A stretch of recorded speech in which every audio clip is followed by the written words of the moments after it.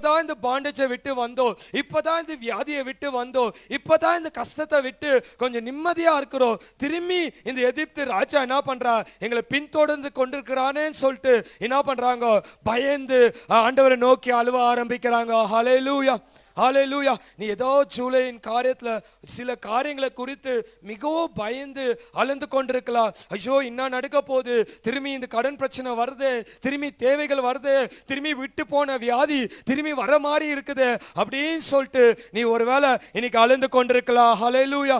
அடுத்தது பாத்தீங்களா, இவங்களால என்ன பண்ண முடியல, முன்னாலே போக முடியல. என்ன பண்ண முடியல சிஸ்டர்? இப்போ பின்னால பார்த்தா அந்த பார்வோன் துரத்தின்னு வந்து நிற்கிறா, இப்போ முன்னால போக முடியல. ஏன்னா ஒரு பெரிய செங்கடல் இருக்குது. என்ன இருக்குதுங்க?